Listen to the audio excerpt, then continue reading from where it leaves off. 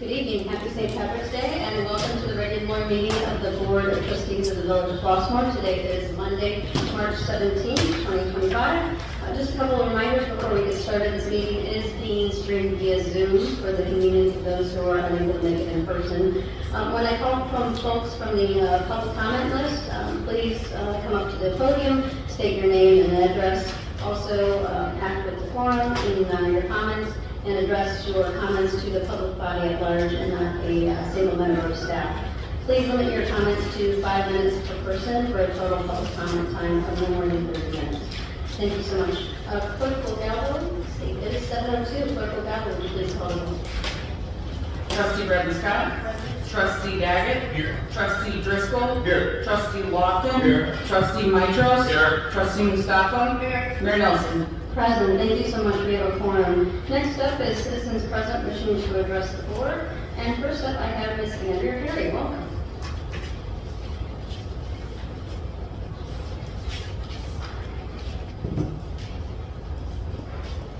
Good afternoon. Andrea Perry. The village does not have established formal performance evaluation policies and procedures for the village manager, Flossmoor's chief executive officer, a non-elected position. The village's website under Transparency Village Government states, the village manager adheres to the International City Council Management Association's Code of Ethics, defined as the principles that serve as the foundation for local government management that set the standard for excellence. Although the village highlights the adherence to the ICMA's Code of Ethics, the village does not take heed to the ICMA's affirmation of the need for local government managers and their elected bodies to put more focus on the manager evaluation process. The ICMA Manager's Evaluation Handbook states the evaluation of the manager is a key component of any well-run local government. High-performance local governments embrace an ethos of continual improvement. Conducting regular appraisals of the manager's work performance is part of the continual improvement process. The evaluation should contain performance goals, objectives, and targets that are linked to the elected body's established strategic plans, goals, and priorities, and it should focus on the manager's degree of progress toward organizational outcomes. The purpose of the evaluation process is to increase communication between the members of the elected body and the manager concerning the manager's performance in the accomplishment of assigned duties and responsibilities, the establishment of specific work-related goals and objectives for the coming year. Thus, all members of the elected body should participate in the process, both by individually completing the rating instrument and by discussing their ratings with the other board members in order to arrive at a consensus about performance expectations. Given that good relationships promote candor and constructive planning, the performance appraisal also provides a forum for both parties to discuss and strengthen the elected body-manager relationship, ensuring better alignment of goals while reducing misunderstandings and surprises. When elected bodies conduct regular performance appraisals of the manager, they are more likely to achieve their community's goals and objectives. Thank you, Ms. Perry. Joanna Barnes. Welcome. This is very exciting. Joanna Barnes is a new business owner here in the village of Flossmoor, and we're looking forward to hearing more from you and ribbon cutting in a few weeks. Hello, everybody. St. Patrick's Day. My name is Joanna Barnes, and I have a company called the Artist Collab, which is a creative event production company. We specialize in balloon installations, but we also do floral installations, backdrops, for all types of events, corporate events, private events, and school district events. This year, I got the opportunity with my brother to open up the Artist Collab Balloon Bar and Party Supply Store. Sorry, guys. Balloon Bar and Party Supply Store. My grand opening is April 5th at 12 o'clock, so I have sent out an email to somebody in the village to get the ribbon cutting ceremony and to collaborate with the village. What else? My services, we offer helium balloons, air-filled common balloons, arches. We come out to your event where we set up and we decorate for you. And party supplies, we have your basic forks, plates, napkins, any events, baby showers, any party event that you need, we got it. So my goals with the village is to get more involved with the school districts, to possibly become a vendor with local and surrounding school districts. Also to get more involved with the park districts for any events or anything that they might have. And to also hope that you guys utilize it for any village hall events that you guys might have. So that's all. Any questions? Welcome. So we're really glad that you're here. I think that you're going to do very well. It's going to be very popular. Residents like to party here. They like to have a good time. Yeah. So just excited to see you in your space April 5th. I think is that the new one? Yep, 12. Thank you so much. Welcome. Good luck. Your mom, you passed out your business cards, you can't drop off some of the board with yes. Gina and that. Thank you.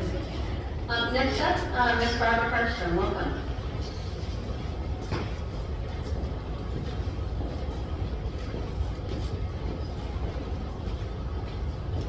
Hello, I'm Barbara Karstrom. I live here in Flossmoor and Heather Hill. I excuse my appearance as we had a water main break this morning and we had no water today. I understand there was more than one today. So my first question is, where are we at our count year to date in water mains? I don't have that calendar in front of me right now from January 1 to present, but there's quite a few. I feel that there's more this year than previous, than No, last year. we're on pace for a normal year. Yeah, we do about 35 to 40 a year. Okay. We're not close to that number yet. And then, I know you guys do the door hangers, but, our door hanger was put in the mailbox that went into the garage. So I was able to get the information from a neighbor, but, it would just be helpful if there was an early store. We can talk to the crew. It should be on the doors. Yeah. So No problem. And then my other question is about the community integrated living arrangements. I don't know that much about them, but in my mind, that would be multifamily in a single family home. Because I know that we have 3 in Heather Hill.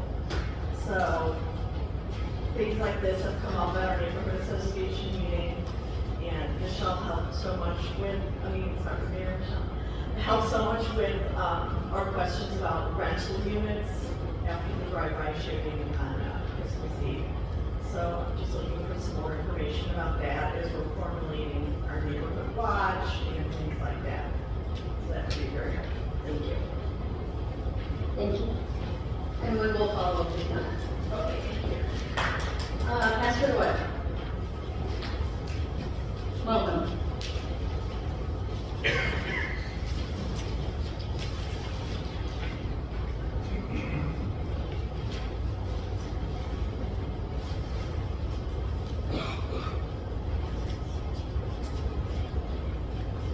Vision for the record, DOYLD, this is Linda Sherland, RY, as the United States Marine Corps governor. And this next 46 is again, December 1st. So this Thursday will mark 6 months since my mother's passing. And every time that I see gifted pieces of spray, my mother had an addition to the garden sales and resale shops that but not now are in Flossmoor. So it's kind of hard taking that trip up the hill because I would do anything for their A to get saved and B to take one up. See, you notice the things as I've been speaking about family and mental health. I'm fine. But her oldest has been spoken word in 6 months. Again, autistic. And my mother makes choices as a degree Black woman when her eldest was born as it relates to mother. There are a lot of older mothers in Flossmoor who, for whatever reason, their children do not visit. I would know that as a clinical social worker and pastor. And spending time and listening to the pain and hurt underneath other things that elderly Cook County residents have to deal with, particularly property taxes. It is my sincerest hope that whomever leaves Flossmoor as of April 2nd, keep in mind that there are residents here who built the foundation 40 to 50 years ago, who are still here, and wonder if residents and elected officials know that they are still here. Because mental health presents itself differently in older individuals than it does younger. That being said, some of you may have seen me passing out issues of Essence, again, as a owner of a public relations firm, Terry, T-E-R-R-I-E, Williams, who was living with dementia. But she left Essence in February of 1988 to open up her own public relations firm. 20 years ago, this month, she went public in the pages of Essence with her battle with clinical depression.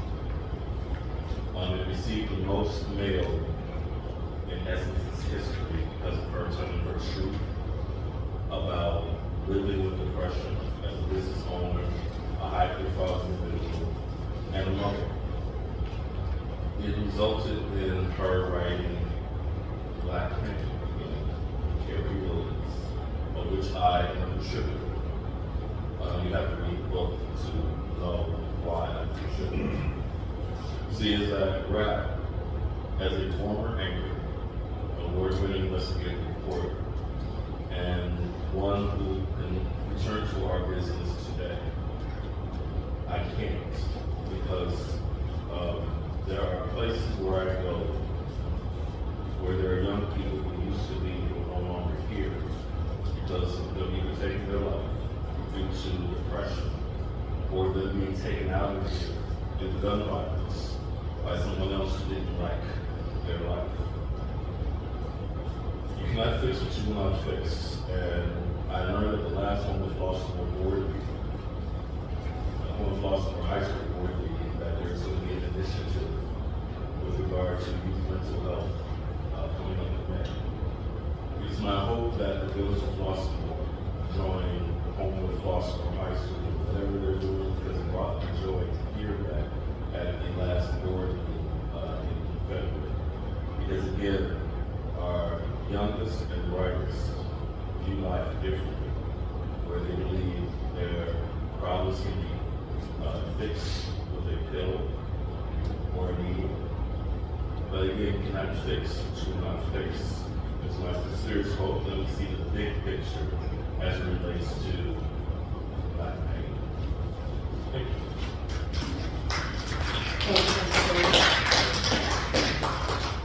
Next, I have Ms. Beth Veronica. Welcome.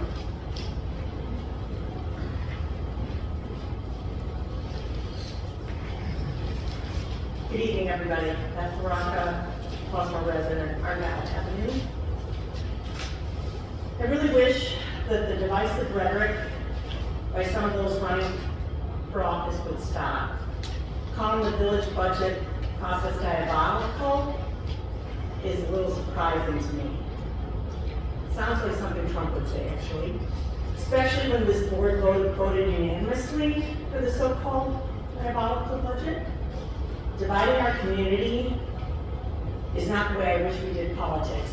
It's bad enough it happens on a national scale. But perhaps more importantly, I'd like to comment on what I believe is violation of your board oath by several members of the board. Two trustees were in disagreement with the creation of the Director of Public Safety position. They both voiced their displeasure with the process and more, and any board member should do this when they don't agree with an agenda item. However, with the release of the closed session meetings, it seems that both of these trustees initially approved the position. So to say that you did not approve it or that it wasn't discussed is blatantly dishonest. In addition, once the board votes and an item passes, all board members, regardless of the way he or she is voted, must abide by the vote and the decision of the board. And yet both trustees who initially approved this position repeated their issues again with this newly created position and then added their view that Deputy Chief Taylor should be the next chief, more or less, at the public meeting when Carl Stroud was appointed as our new police chief. This violates board ethics. Moreover, it was shameful and embarrassing, in my opinion, to Chief Stroud, Deputy Chief Taylor, and the community. Once the board votes, the trustees should come together and abide by that vote. However, if we need to work on process and or better communication, then that is what the board should address those items, and that is what those two trustees should be working on, instead of repeating their concerns with the position of Chief Stroud. This is a continued attempt to divide our community, and I believe it's unethical for a trustee. Thank you. Thank you so much. That will close public comment. We don't have any recognitions or appointments. Can I get a motion to approve the consent agenda? Also, second. Thank you so much. Is there anything anybody would like to hold off for discussion? Yes, I'd like to pull number 1 and number 3. Thank you so much. Anything else? All right, can I get a motion to approve consent agenda items number 2 and 4? Thank you. Clerk Galloway, would you please call the roll? Trustee Brady Scott. Yes. Trustee Daggett. Yes. Trustee Driscoll. Yes. Trustee Lofton. Yes. Trustee Mitchell. Yes. Trustee Musaba. Yes. Motion passes. Thank you so much. Can I get a motion to approve the minutes of the meeting held on March 3rd, 2025? So moved. Second. Thank you. And since Trustee Bradley Scott asked for this to be pulled off, I will hear your consent. I just wanted to go to the concerns and recommendations that I had in terms of inquiring about the audio of the executive sessions. And the notes indicate that Attorney Thompson explained his position, but Attorney Ward's position wasn't reflected. So I just wanted to identify that. And it does say we will have a report. And I did talk to the attorney, and he said he'll give us an update at the end of the meeting. But I just wanted to reflect that Attorney Ward's position wasn't reflected. Is there any other question or issue No, that that's it. changed? No. Okay. Is there anything else? Yes, Trustee Musaba. So, Mayor, are you asking for comments other than? On the minutes, yeah. Okay. If there's something that needs to be changed, so far it doesn't sound like there is anything. Okay. And you can decide, of course, whether this is a change or perhaps it could just go in this meeting's minutes. Sure. Chief Estelle presented very clearly that a signing bonus would be offered and it would not be offered until 12 months, and then another period of time would go by and the second half of the bonus would be given. But I think a very important point is, and he did mention this, is that our salaries are below some communities that are close to us. So the bonus actually provides an incentive for new hires, but its attempt is to bring us to parity. And without that statement in the minutes, we don't have that balance. So I was thinking that if we could just, for this meeting, add that the bonus helps offset a lower salary. Assistant Village Manager Jonathan Volk aptly mentioned that we have a shorter step concept? Shorter step, and the disparity is mostly in the first year, the first step of the contract, not the entire contract. So we have the shorter step, we have the bonus to offset a lower salary and to encourage new hires. So I would request that we add the additional lower salary information. There's an important distinction that we're talking about a lower starting salary, not lower salary at the higher Yes, end or yes. within the specs themselves. However, it's most clearly explained. I think it could be added here for a more complete picture. So the second thing in the minutes that I thought was important, germane, was a presentation, which I really thought was quite exciting about barbecues, entertainment, or activities for families, and I asked about parking. On Governors Highway, we know we can't do street parking, and Mayor, I think you mentioned that you would seek sharing parking space with an adjoining property. Now they would make an introduction and they could work. Right, they can work on that. Yeah. So to me, that is also important to add because with 34 spaces and the potential that people could stay longer, either having their family use the activities before or after dinner, there is a risk that we have to look closely at the parking or it might not be adequate. So I think that could be a possible showstopper for the development if you can't work out a satisfactory agreement with parking. So I'd like also to add that to the minutes, that I brought that up. My last meeting, I figured out how to do that. I believe they also showed at phase 2 an additional 21, I think 22 parking spots. So by the time you had everything, I think it was a total of 54. We were taking a look at 30 something was for phase 1. So their presentation presented more than just those 30 some spots. Thank you for the clarification. I do think though that with the location of the business, that's just not nice to have, that's a necessity. Can I ask a second question? Sure. This all would have to go through the commission to get Goes to the approved. planning commission. So a lot of the stuff, if I understand correctly, will be addressed by them. If there's not enough, they'll tell them you have to change this. Correct. So then we would be made aware of that at that point. Correct. Okay. And then would it be a reasonable thing to add, like you said, maybe we could just add the comments that you made about the positions? That would be fine for For the me. next, It it'd could be be- the next minutes. It could be in the minutes for this meeting. Right. We're being very attentive to minutes, past conversations, so I'd like to put that in the minutes for this meeting. Sure. But to prevent Gina from having to go back to do a bunch of work and us being able to pass it into the Exactly. next one. I just wanted to understand that. That's fine, that's fine. And then, so with it having to go through the planning commission, we'll get updates on all that at that time. Absolutely. Okay. And do they have a time frame on that? Do you want to put planning? Probably May at this point. Yeah, so the purpose of the presentation at the last meeting was really in concept as the village is the property owner. And we have an interested buyer of the property. And so that really was the context of the discussion while they presented the site plan and talked about their business concept and what it would look like and, outdoor spaces and indoor spaces and parking and so forth.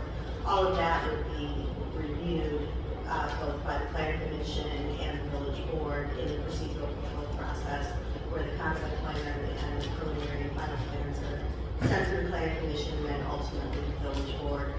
So while I think it's, as Trustee Stockwell pointed out, it's important information in context to the development of the approval of the development, is not necessarily was important to the context of our discussion at the last meeting with respect to whether or not the board wanted to sell the property. But yes, all of those items would be reviewed at the planning commission and ultimately at the village board and reflected within the context of the ordinance providing approval for the development, including parking.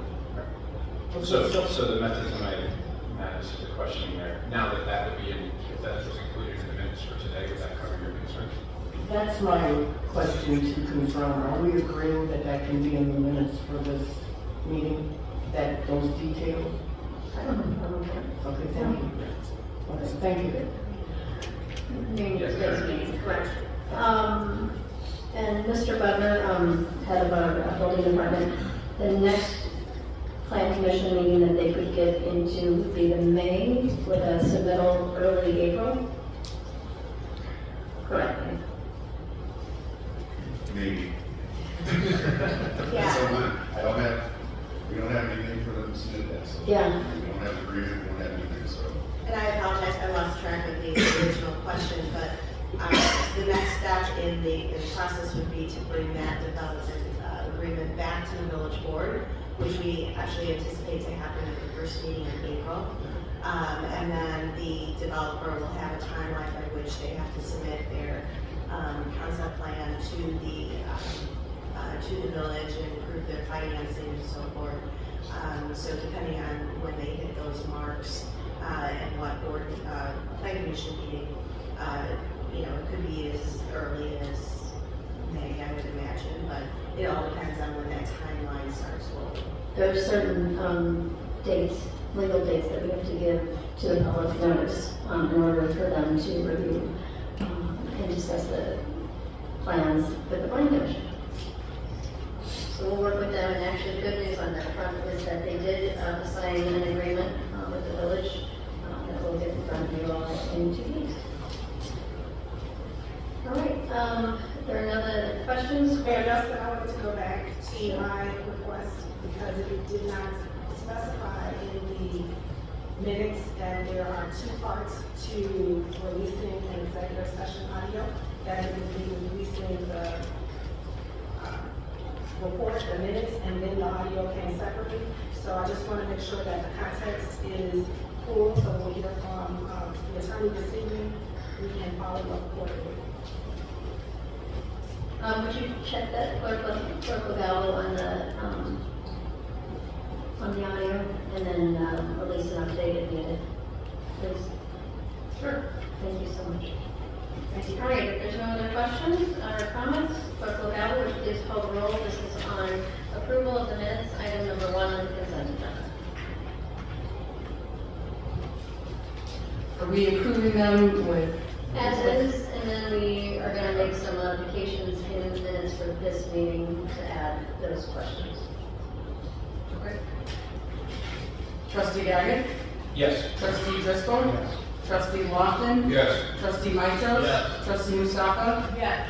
Trustee Brendan Scott? Yes. Motion passes. Thank you so much. Can I get a motion to approve consideration of a resolution of the Village of Flossmoor, Cook County, Illinois, approving a purchase agreement with Axon Enterprises? We'll move. Second. Thank you so much. This is Trustee Bradley Scott's item, so I will start with her questions. I just have a really basic question as it pertains to the usage of Axon tasers. I understand that they have provided us with a preliminary or a contract for services, and I wanted to learn more about utilizing them other than them being a manufacturer and supplier of tasers for the police departments. Because we're foregoing the bid process, I'm assuming that there are other entities that offer this service.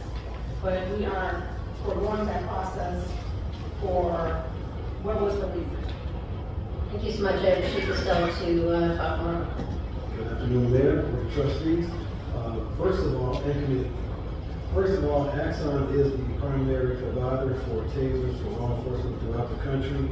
There's a second company that does it, but they just have patents. Their name is Digital Alley. I don't even think they have prices yet. So they own the ownership to the taser, this Axon company. Not only that, the grant from the list is specific for Axon. There's no other company that grant is available for. It's specifically spelled out, and I think I can yellow highlighted it in the paperwork here, that Axon is specific for that grant. Also, we will be purchasing in fiscal year 26 body-worn cameras and in-car camera video systems with Axon as well. So a lot of the equipment and everything will communicate well, play well together. Other than that, I don't have any reasons. So those are my reasons. Thank you for that. Because it was identified that we should waive the bid process for this purchase, I wanted to understand more about the other companies that could have been considered in this process. And There are no other companies. thank you. Yep, that's what I wanted to know. Thank you. Are there any other questions from the board on this item? Sure. Good evening, how are you today? So just to understand, when you mentioned that the shelf life is 5 years, and we have tasers that haven't been replaced since 2014, so they're past the shelf life, right? Correct. Okay. And since we're gonna be paying for this over a 5-year period, will we have to immediately get new ones after we finish paying for these that are in your letter to me? Even though the shelf life is 5 years, you see we got quite a bit more, almost 20 out of ours. I wouldn't recommend we continue to do that though. But and what we've done is we've taken parts and we've made some tasers better and outfitted them like spare parts and things like that. But we should consider making this probably a purchase within 5 years or shortly after 5 years, since we do know the shelf life is 5 years. And how many total tasers do we have in the department? We're going to purchase 10. I think we have 7 that are operating right now, but this will buy us 10. Okay, so our total good ones will be 10. Yes. Is there a plan that you would stagger replacement? Like 5 and 5, 3 and 3 or something like that? It's possible to look at it. Right now, we'll rotate with the 10, that'll be plenty. But in the future, we may want to look at purchasing more so that each officer will be responsible for his or her taser and upkeep. Thank you, those are my questions. Thank you very much. Thank you. Any other questions from the board? Carl, is there a lease option on those tasers? No, they want you to purchase them. Okay. And once we purchase them, if we lease them, it will be a 5-year lease. Yeah, exactly. It will be a 5-year lease, and then we could opt in another 5 years, but we will be leasing the old technology. Or, yeah. We won't get the new technology. They'll lock us in for that price for the 5 years for the old technology, and we wouldn't have to do that.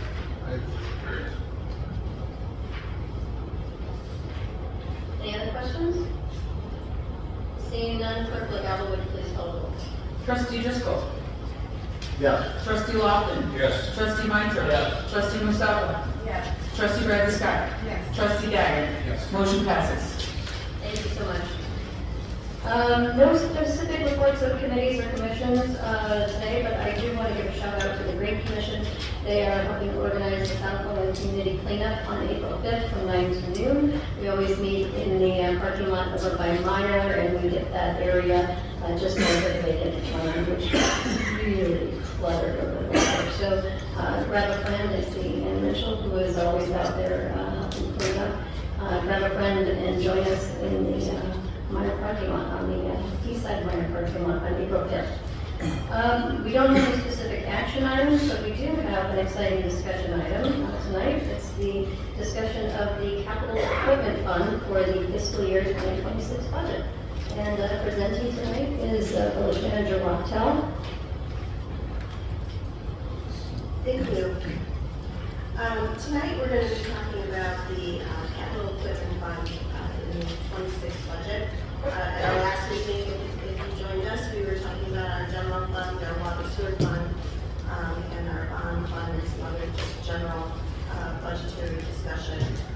And tonight we're going to hone in on our capital equipment fund.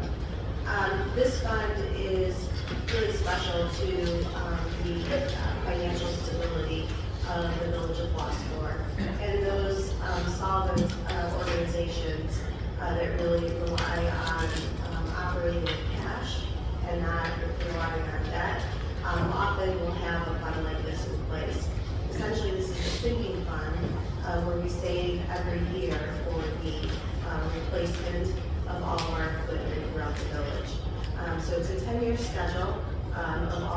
equipment at a cost of $5,000 or greater, as well as all of our computer equipment and building maintenance, some building maintenance expenses as well. And our esteemed colleagues in the back of the room put together a schedule over that 10 years. We also identified years 11 through 20 and what would be needed for replacement in those years as well. But we fund years 1 through 10, really to ensure that we have cash on hand for those replacements. The funding source is coming from our general fund and our water sewer fund, both of which help support the capital equipment fund. But no replacement is automatic.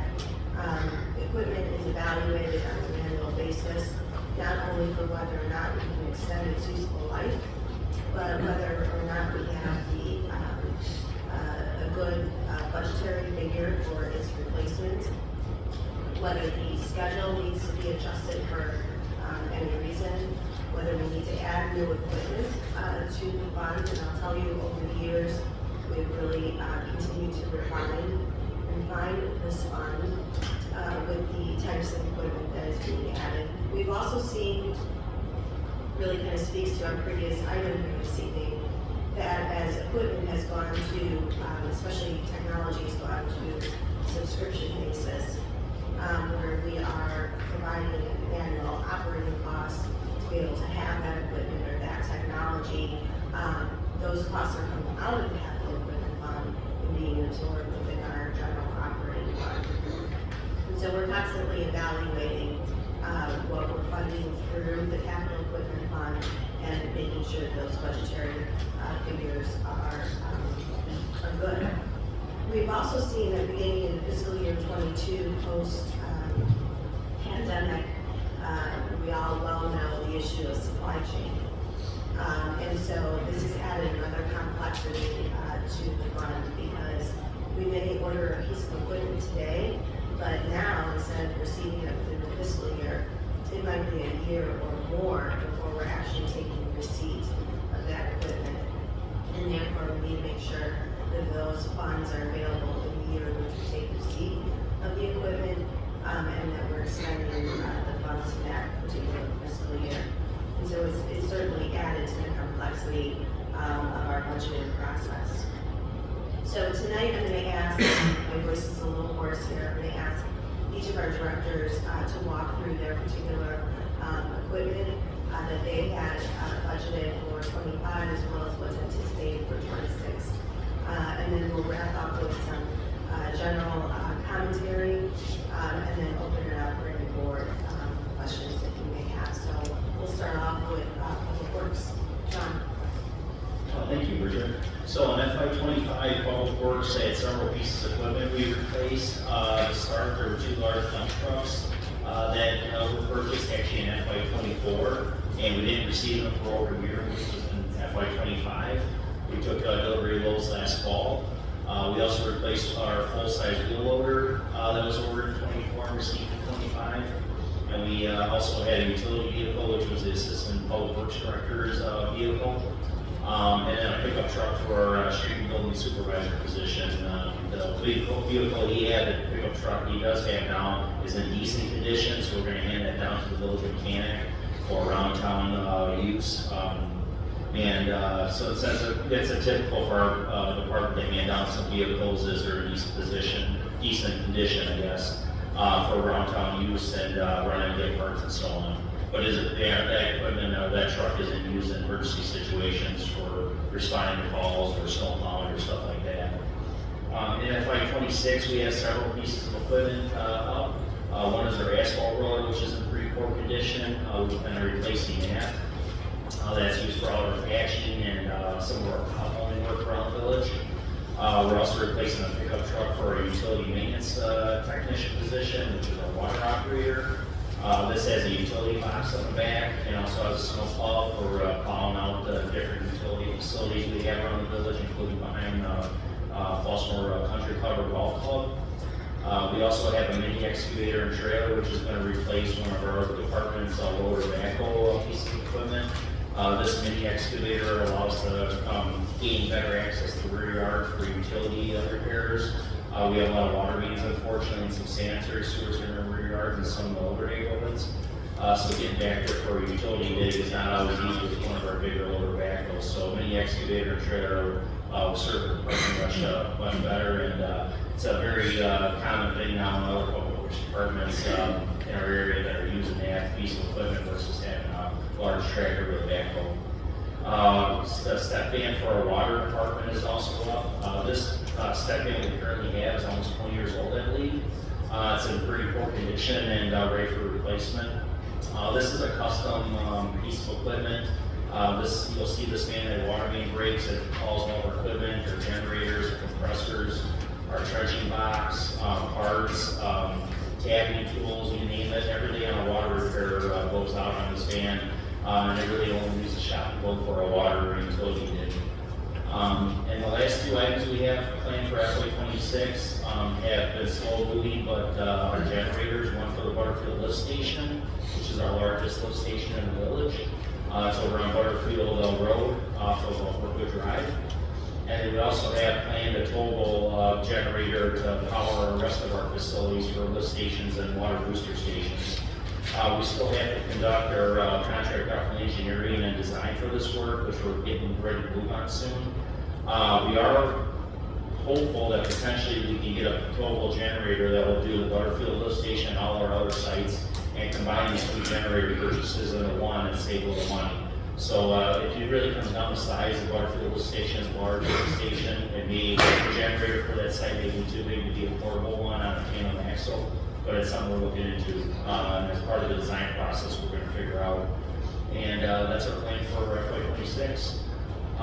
Some of the stuff we have deferred in this year coming up is our riding zero-turn mower. Public Works does not mow our grass on a weekly basis anymore. That work is contracted out. But we do retain a piece of equipment, a zero-turn mower, in the event our landscape contractor can't get out to one of our lots for, say, before an event or a holiday where we need to go cut the grass in emergency. So we want to have a mower in stock that runs and it's operational. So we don't use it very often. The one we currently have is in decent condition, so we keep deferring this purchase for year to year as long as we can until that piece of equipment is no longer usable and we have to buy a new one. And the cost of that is roughly between $60,000 and $80,000. 2 1-ton dump trucks were also deferred from 32 to 33. This was a result of our ones we just took delivery of in 24. Those were basically another piece of equipment that took over a year to get, so by doing that, we moved them back a year. And then the other piece of equipment that was added to the schedule this year was a GPS receiver for the department. This is being used to tie in our utility structures for our GIS program, and also will be used for sidewalk inventory work and other work tying in utilities in our system so we can better map and put in our GIS program, which is their new goal we're doing this year, which is pretty exciting. So I guess I can stop for any questions if you have them before I move to our department. That's great. Thank you so much. Great summary, appreciate it. I'll start with Trustee Mustafa. Any questions on the capital equipment budget for Public Works? Thank you, John. What you presented is clear. Just a question, you're saying deferring till FY27, and then we mentioned FY32 to FY33. How do we think about moving that far into the future? So, great question. So basically our capital equipment in Public Works, we have a 20-year schedule we look at. And and every piece of equipment has a life cycle, whether it be a utility vehicle, we may have a 7-year cycle, or a large dump truck might be a 10-year cycle. Some of our mechanical equipment, like generators and stuff, are 20-year cycles. So we plan that out for 20 years. So basically, as we make, even though we're only budgeted for 26 right now, we still make revisions to the schedule as needed. So we better plan for future years, so finance can better plan out for the transfers to cover the payments over 10 years for the piece of equipment. So that really helps. That's the reason why we want to note that was one of our changes in the future we made based on life cycle. So when you say revisions to the schedule, I could assume what that means, but could you give a little bit more detail to what a revision to the schedule means? Yeah, so basically, we have a spreadsheet, that's a 20-year spreadsheet for every piece of equipment. We had to share it, we do it every year as part of budget, and so do all departments. Basically, anytime we make a change to a piece of equipment, it affects it down the road for the next 20 years. So that was one of the pieces that were revised this year, so we want to make sure that even though we bought it in 24 and it isn't reflected in the current budget, it's moved in 32 to 33, we can probably make a revision so we can plan for it. And that's not really that, well, 32 sounds like a long time, but it's really not. Not really. Okay. Thank you for the explanation. Thank you, trustee Grannis. Thank you, John, for the presentation. I am just trying to remember off of memory about the Butterfield lift station generator. I feel like we replaced that in the recent years, but maybe I see total backup generator, maybe is another component to it. No, so Butterfield generator's been deferred now for almost 2 years. We haven't got to the project due to other workload, and we're finally getting to it now. So basically, it hasn't been done yet. That project's been it's been deferred for about a year and a half now. So. Okay, we just talked about it, it just hasn't been completely gotcha. Yeah. Okay. Right. Thank you very much. Thank you, trustee Day. Yeah, so questions about back to the Butterfield lift station generator. I love the idea of combining with the towable. My only question was, is there any concern with Butterfield being the biggest lift station, that if we had a towable generator that's covering that one as well, that we need generator in 2 places? Does it make sense? And again, I'd love to spend less money, but does it make more sense to have a lift station permanently at Butterfield? I know you've looked at all this, so I'm asking. Yeah, no, it's a great question. So we've given this a lot of thought. We've had situations where several stations have been down at the same time, but it's very infrequent. And when that happens, we can have a generator at one for a few hours and then move it to the other one. It doesn't have to stay there. The other bonus too is that we can also, in a pinch, we can always go get one from Cook County if we needed to, as a secondary generator if one's available. And as long as we have the hookups, which would be part of this project that we want to do at every station, we can bring another generator in with the welding gloves in to connect it basically. So, but yeah, I really think that having one that covers all of them probably covers just yeah. Okay. Yeah. So generally speaking, when a lift station is in use, or needs to be in use, if power shuts off to it, how long do we have before we gotta get a generator on to get it pumping before it's a problem? It depends on the weather and the rain and stuff, and the station. Butterfield's our biggest station, so it takes a lot of flow, but we've had it down for 4 to 5 hours. You know, we don't like to be down that long, but if there's a lot of flow, sometimes it's gonna be a little quicker, but we have at least a few hours before we have to be out there. It's not like my basement where I have 5 minutes. Yeah, you have more time here, it's got time, it's got a lot of bulk capacity and storage in the pipe. So. Okay, all right, that's the only questions I have, thank you. Thank you, trustee Crystal. No, excellent presentation. I agree with, your decisions you made so far. And I like the fact that you got the lift stations covered either way. What did you cover the workstations? Yes. Trustee Lofton. Great presentation, John. We replaced 3 vehicles in fiscal year 2025. Yes, actually, 4 vehicles, 2 dump trucks and a utility vehicle and a pickup truck. Pickup truck that we moved, we kept moved into the water department, I think so. Yeah, actually, the village mechanic position. Now, and I don't think the public knows that you take great care of these vehicles. So how long do you plan on keeping that? And does that become an extra vehicle? It does basically, so the mechanic vehicle, the one we have now, I believe is, I believe that one's pushing about 12 years old, I think, right now, 11 years old. Yeah, so it's getting out there, so the one we're gonna hand down, we hopefully can get at least over 10 years out of it, so that piece of equipment is on a 7-year cycle, so we've had it for a little while after that handing down, so. And it's all to your mechanics. Thank you, trustee Landers. Yeah, John, it's a good presentation, and it's important to see, just how much planning we put into these things. There's a life cycle for this equipment, and we're constantly reviewing it, can it go longer, and we're constantly pushing off purchases to get the most we can and of course, keeping the equipment up. The GPS receiver, are the transponders just our phones these days? How does that work, John? Yeah, So they would go to a site and just put in coordinates? Yeah, so basically the receiver we bought was a Leica receiver. It was about a little over $6,000 with the accessories and the bowl and stuff. And basically it acts as a Bluetooth device to your cell phone. Okay. So all Total Works employees now have a field apps on the phone with just our GIS application.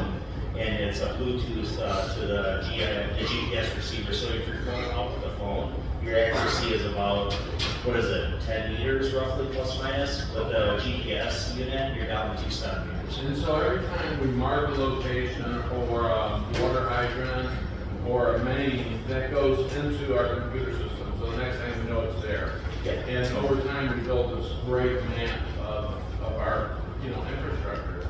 Yep. So, good job. Thank you. Thank you. Thank you so much.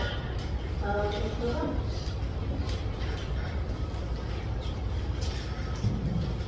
Taxes, please. Thank you. Fiscal year 25, we purchased 2 squad cars for approximately $123,000.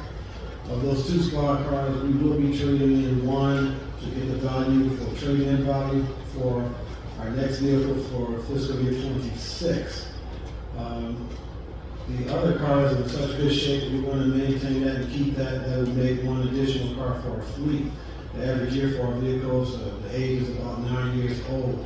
We're trying to do everything we can with these cars running 24/7. It's a lot of wear and tear on the engine, and as you all know, it's probably more wear and tear when it's sitting idle, or just in idle for hours at a time. Replacement of the CCTV cameras, Assistant Village Manager Vogue has worked tirelessly helping us to replace that, and Louis has an update on that. So, part of this was a deferred project, the replacement of CCTV cameras inside Village Hall. That includes our police department and all parts of our police department, cells, from the cells to all the areas around. We added cameras to the fire department bay, as well as cameras around the entire building. Part of this was grant funded, that's why we did that downtown camera project. That downtown camera project went live this weekend. That includes video feeds from all of our village parking lots downtown, as well as enhanced cameras from the Sterling Road, as well as the library campus. So we'll be able to use that for events, as well as monitoring those parking lots as we move forward. Turn it over back to Chief Stone. Also in fiscal year 25, we purchased 3 new AEDs. We are starting and have started our female locker room build out. Our female locker room was in very bad condition, in very bad shape. A lot of the things weren't functioning in there. A lot of things were in very bad condition for anybody, and nobody should have to have a locker room like that. We're splitting it up in 2 parts. We started the first phase. That will cost approximately $16,000. That will consist of 6 new lockers in the female's locker room, a sitting area, a sofa, and probably a TV. Second phase, we will have to wait on that second phase, but that will be dependent on our partnership with Public Works, so we can get that phase started. And that will be the actual portion of the locker room that has the bathroom facilities, the shower, the mirror, and things like that. For fiscal year 26, we will purchase a new SU vehicle for the supervisors. That will cost approximately $75,000. Our range and pistol equipment will carry that over. That's approximately $600,000 that we will be carrying over for the next fiscal year. We've had a lot of testing over the last several months. It's been very difficult because we have to bring 3 companies together to do an accurate testing. Our testing had failed several times where the CFM, and Director Grumpy can tell us what CFM is if he would like, but our CFM numbers were below 9,500. They need to be above 10,000. We've run several tests, and it looks like we've been able to reach about 15,000. So if we can get all 3 companies together and do another independent testing, we want somebody who's going to do the test that doesn't have any say so about what the repairs will cost and what they can do it for. So we are going to get an independent tester to come in and see. And we really anticipate getting good news so that we can get this fixed once and for all.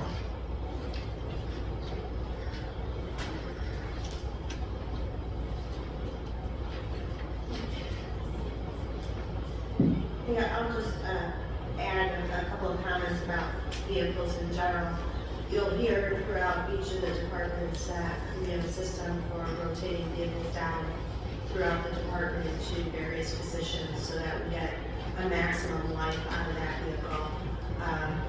You won't find, a parking lot full of vehicles just sitting there as a fleet that aren't being used. So we're very conscientious about that. The other part of that is when we budget the cost of a replacement vehicle, that includes all of the outfitting of that vehicle. And so, especially for public safety, we're talking about all the lights, the radios, the MDTs that's in the public safety vehicles, the transfer of all that equipment, the decaling of the car. We try to incorporate all of that cost so that there are no surprises when we go to make that replacement. So with that, we'll turn it over to fire next.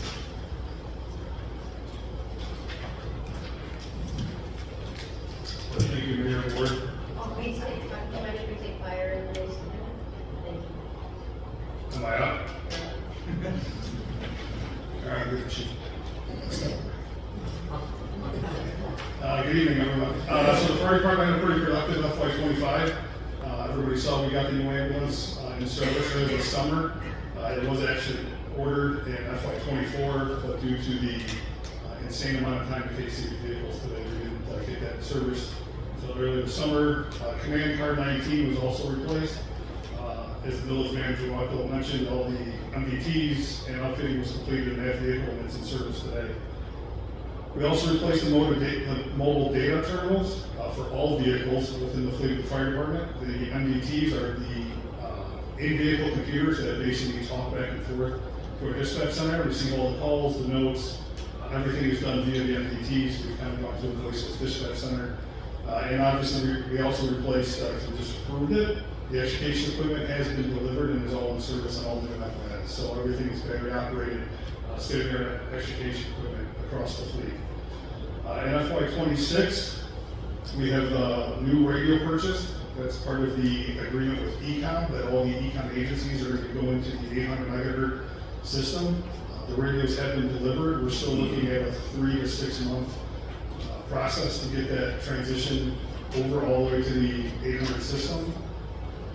Within the FY26 budget, we also have some new vehicle stabilization equipment. This is specific to the airbags. Airbags are basically kind of what they sound like, airbags that actually inflate to lift vehicles and heavy objects off of people, items. They're beyond their life expectancy, so we have work budgeted to replace the current set of airbags on the squad and the controls that actually manage the system. We also have, within FY26, some small equipment batteries. Everything over the last decade now has pretty much gone to battery operated. And with the battery operated tools requires fresh batteries every so many years. We've realized that the amount of small tools that are battery powered, that we need to have the batteries into the rotation to basically ensure that all these batteries are operating appropriately and were disposed of at the end of their life. A couple changes to the proposed schedule. Was the radios, vehicle stabilization is on a 15-year schedule. Those were never in the capital before. That's a new entry this year. We went ahead and increased and modified the projected costs for all the vehicles throughout the capital schedule. And I believe in FY27 we've got an SCBA compressor and fit test machine that was updated to reflect today's current costs and projected increase for next year. One of the biggest changes we had to the FY26 schedule is the proposal that myself and Assistant Chief worked on, looking in the future and trying to find ways to maintain costs and try to save money long term for the villages. We proposed is reducing the fire fleet down one vehicle. We have a 2015, you see engine 19 in the picture, it's a 2015 pumper tender. I believe we paid around $536,000 for it back in the 2015-16. We have a market value today of somewhere probably between $350,000 and $425,000. And what we're trying to do is capitalize off the. It's gonna talk so much I killed it. Trying to group. That's what I think. So what we're trying to do is, the vehicle is extremely large. It was really designed and built for what we would consider an unwatered area. So an area without fire hydrants. It carries 1,500 gallons of water. It is, anybody who's driven through Flossmoor Street knows that it's extremely narrow and tight. It is a very large vehicle. It's very tall. So what we proposed is to take advantage of the resale value of that vehicle, capture money while there's still a lot of life left in that vehicle, order a new fire engine that would mimic engine 119. It's a much smaller unit, more efficient. We can use it for the bulk of our community. It fits the needs of our community much better than the pumper tender does. That is a 1999. So what we would propose is to sell engine 19 in its current state today, take that money, put that back into capital, order a new engine, which is going to take a minimum of 24 months to receive it. Minimum of 24 months. So what we're looking for is the purchase that would actually fall in FY28. And then we would push our squad that is in 2030, 2 more years to 2032. So what that really does is it makes it a cost neutral purchase. And what it really does long term is it basically puts the village in a position to not have to buy a large piece of apparatus for approximately 18 years. So the cost of apparatus today to replace engine 19 is probably between 1.2 and 1.5 million. The cost of apparatus has doubled over the last 5 years. It's increased 20% over the last 2 years. So as we continue to see what's happening in the fire apparatus world, we would like to put the village in a position to have a fleet that fits our community's needs for today and tomorrow, but really save dollars down the road in the long run. That's the end of my report. If I can just, thank you, Chief. If I can just add, I think another important part for the public to understand, we service 2 unincorporated areas with fire protection service. Sunnycrest, unincorporated Sunnycrest, and unincorporated Crawford Countryside. So those are obviously non-hydrant areas.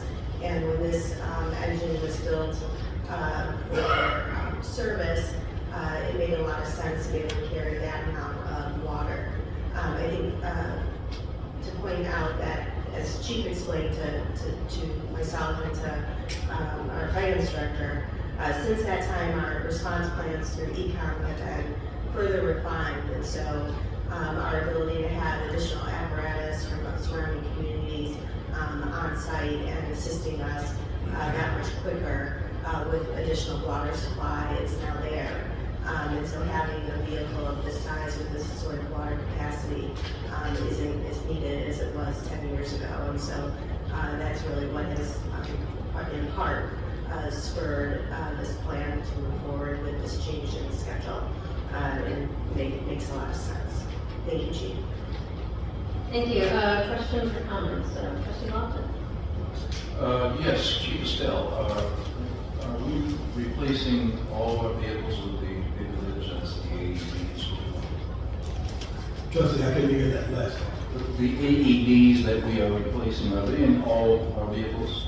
No.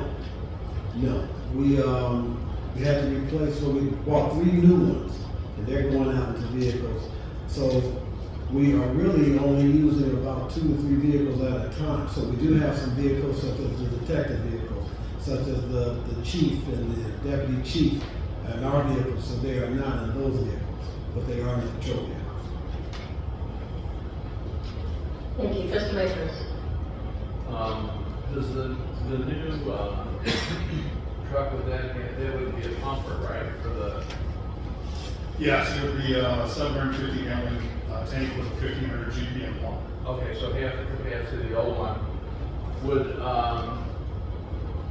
how do we fill the gap, and we would be able to do that with mutual aid? So what the plan would be if if the village board approves this type of change, we would go ahead and sell engine 19 today to capture the money.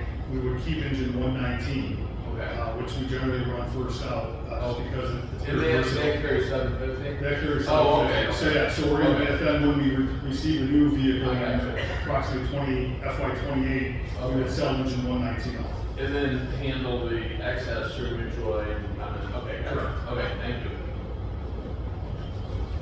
Thank you so much, trustee Mustafa. I had the gap, fill in the gap question also, so thank you. So when you say reduce, Chief, when you say reduce fleet by one, that's just a temporary reduction, right? No, so we currently run both the engines you see there. We have squad 19 and then tower ladder 19. So we have 4 apparatus, so we would actually be going down to 3 apparatus. So we have the new bumper, squad 19, and the truck. Okay. So it's trying to really create that long-term savings, best bang for our buck. Thank you very much. No more questions, thank you. Oh, one more thing, the forward look, I conclude that you got together with your department, right? And it was a brainstorm. Yes, this was something that we really, I think I've been here 4 years now. It's one of those things that we've talked about. And as village manager said, with the technology in the dispatch center, I can tell you that even now we have probably 6,000 gallons of water on the street within 6 to 7 minutes. And actually, for any calls within that unincorporated water area, we actually have no need time. So that's just the technology advancements in the dispatch world that has really allowed us to be much more efficient. Thank you, and to both departments, thank you for your forward look. Thank you. Trustee Bradley Scott. Chief Estelle and Chief Kopak, thank you for the presentations. I am thinking that maybe this is going to fall under Chief Estelle, but you all can decide. So one of the things that was presented to the board that I did not see reflected here was the camera's request for the Heather Hill Detention Basin.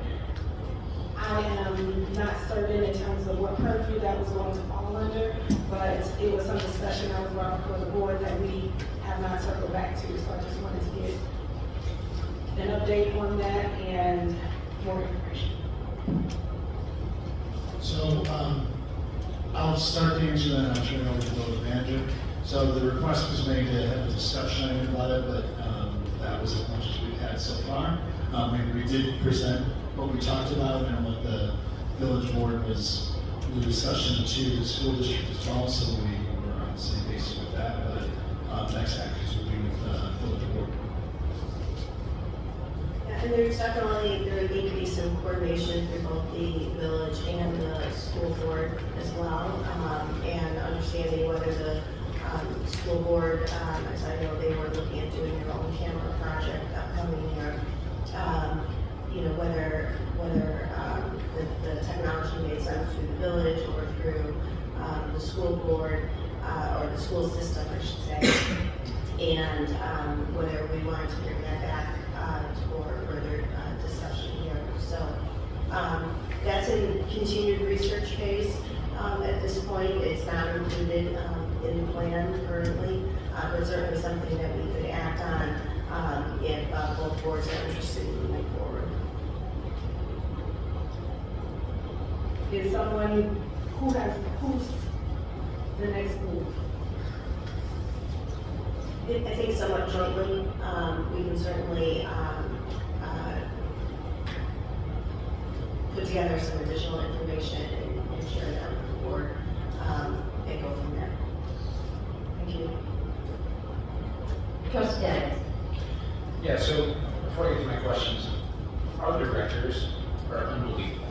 I tell people all the time, I would put you guys up against any municipality because not only do you get things done, but you're thinking about how to save us money. Every single person up there tonight has brought something to us where they're saving us money over the long term. So thank you for all your hard work, and I know Annabelle was in there grinding too. So a couple questions about vehicles. Chief Estelle, I know in the past our electric hybrid vehicles have been a little problematic. Are all of the vehicles we're doing moving forward for the time being not hybrid? They will not be hybrid. Okay. You're gonna make a lot of officers happy with that. Okay, great. And then, what was my other question? Okay, so I think that's really all I have. There was a question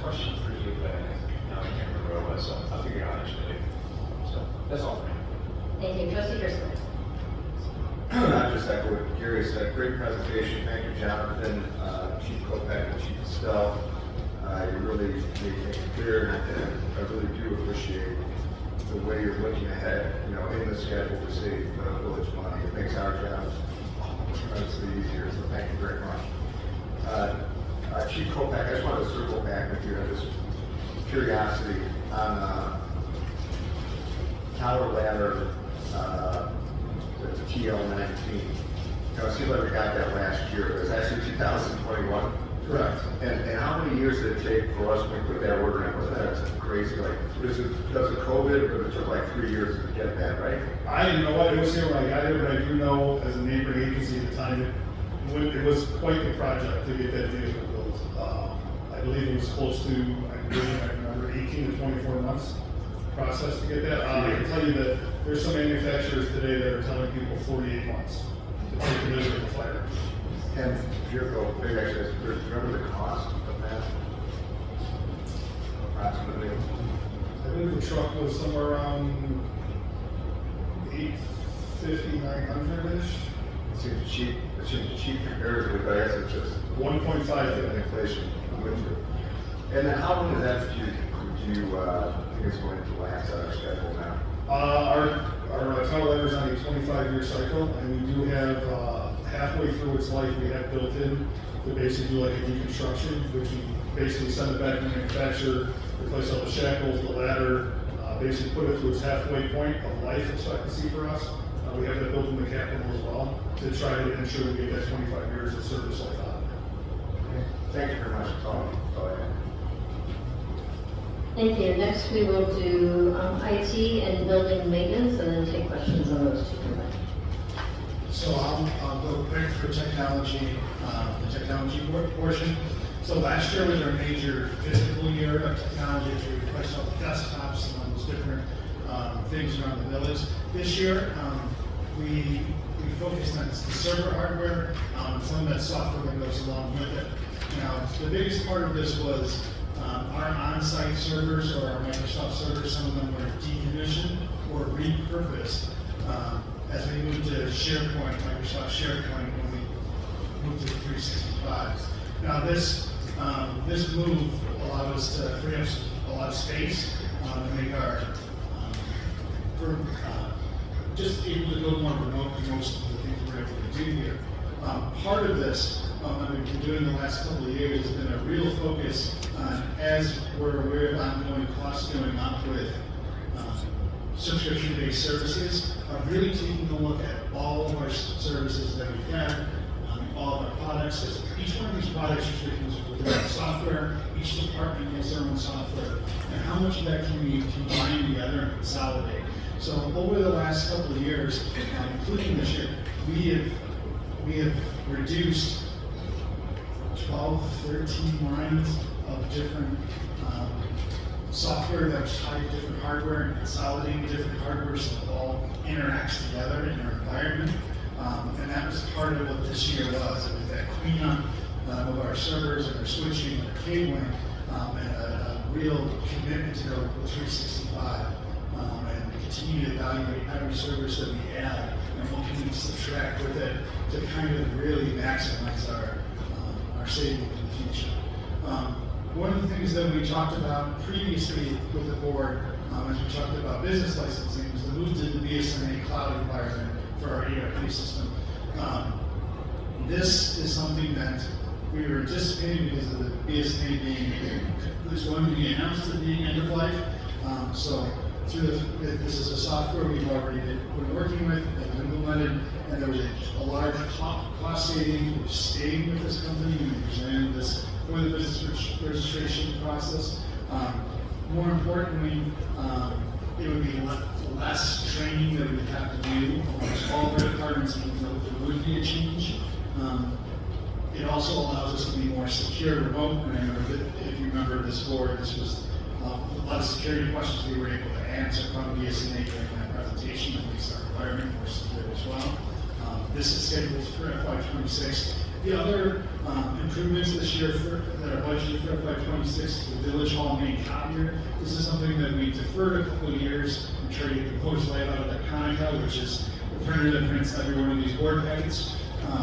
So we've been really pushing that as long as we can, but this is the year we're going to tackle that project and 3 additional printers. I will turn this over to, I think, once again, to John Martin. Thanks, Jonathan. So for building maintenance in FY25, a couple big projects. One that was a long time coming was the Village Hall flooring project. I won't say carpet, because as you see in this room here, this is one of the rooms, but we replaced a lot of carpet with vinyl. We think it'll be easier to maintain and keep clean in the future. It was actually requested by staff and thought that would be a better idea, and I definitely agree with all of them on that. So that project was completed this year. The Public Works parking lot was actually a steel coating was completed. Sorry.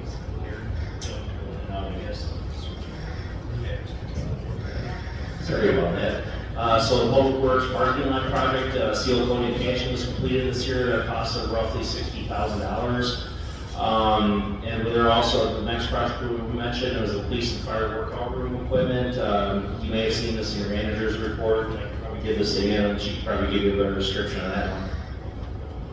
Yeah, so something cool that we did for the first time in FY25 with the help of Fire Chief Kopech was we actually put a fitness committee together, one person from each department that actually utilizes the gym downstairs, and got a replacement schedule.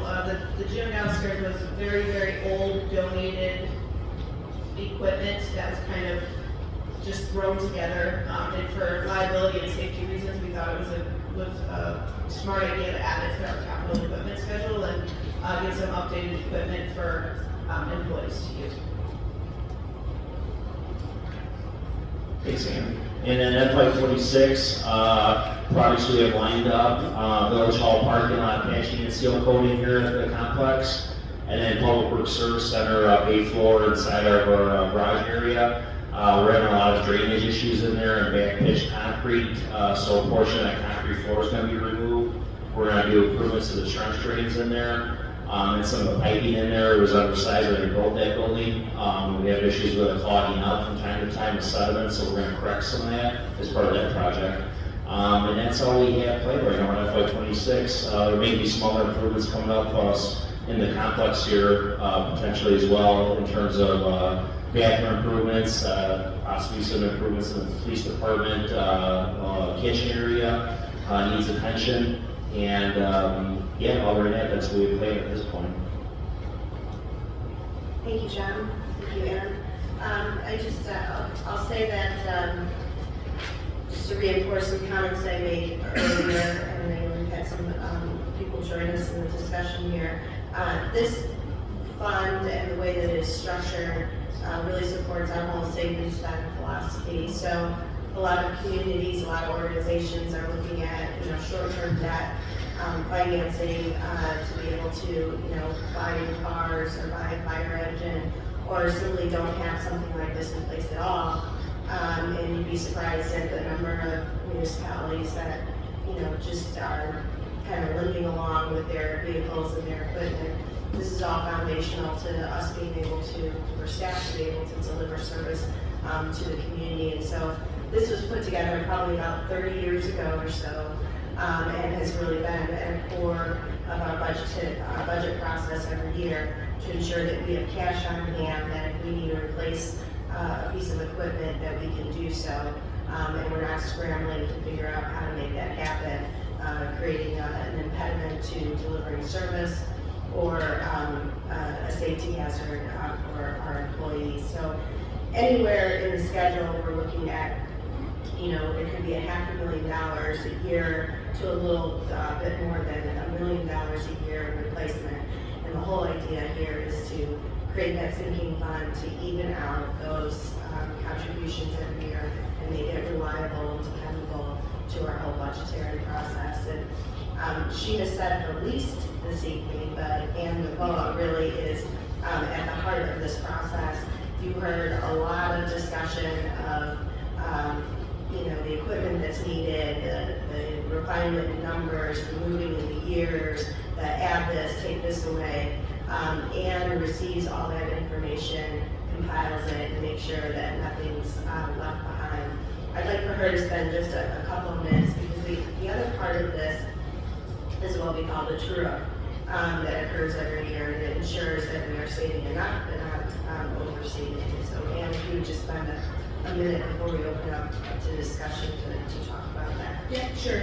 So if you do have your preliminary budgets from last meeting, that would be helpful, but on page 60 of that preliminary budget, there is an Excel, essentially an Excel spreadsheet that's full of formulas, but of course it's a PDF to you guys.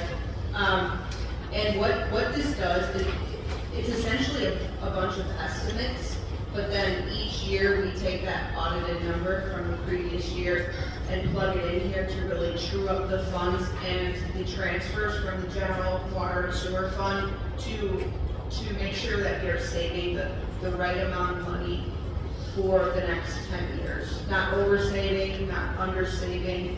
As you've seen in this presentation, this is a constant moving schedule. It's really hard to save to the exact dollar, especially when, for example, the range, $600,000, that's a lot of money that now we have carried over for 2 years. So the true up that is performed after this whole schedule is built is really an important part of making sure that this fund stays funded. Thank you, Anne. I think with that concludes the staff's presentation. If there's any additional questions, we can certainly entertain them.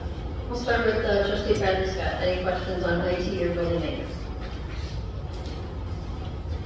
I know that this was probably considered, but I just wanted to make sure that since we are outsourcing the printing of certain bills and services, that the 3 printers that we are looking to replace are not taking care of some of those items.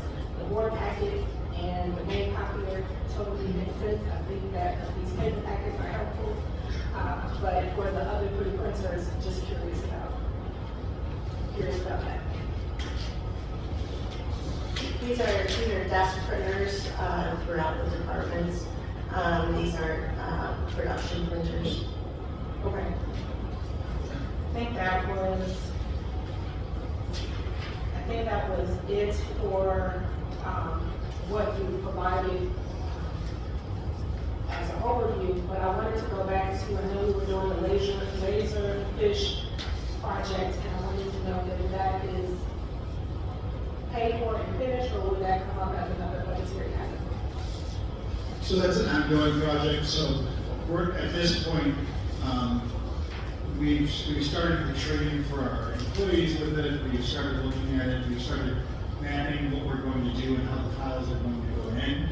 We have a couple more departments that we're trying to get some of the formatting done for, but the scanning project actually hasn't started. And that's the bulk of what we have to do. But before you start the scanning project, just make sure everything is set up so when the files are scanned in, they're going to the right area or right databases and everything else. So some of the things that we prioritized for time purposes this year was that SharePoint migration or our server migrations before we did the laser fish project. That will be a priority for this year, but that was already budgeted for. So we've already, anything that we didn't do this year will carry over for next year for the scanning, and the actual software has also been budgeted for as well. So that's an ongoing cost. And that's an operating cost at this point, so it's not within the capital equipment fund, but rather within the operating budget. There will be an annual subscription cost for Laserfiche, but then we have budgeted or anticipated about 5 years worth of scanning costs to be able to catch up on scanning documents that are in paper form that needs to be moved away. Yeah, in the meantime too, while we've been doing that, I'll give another shout out to the finance director. She has taken a look at a large part of the documents in the basement of the village here, which sounds like the Alamo, but there's an actual basement. But down there's she was able to look through those files and reduce a lot of those files during the days where we were able to shred things legally and go through that process of what we were maintaining, what we were not maintaining, and take a closer look at what actually needs to be scanned and what needs to be destroyed.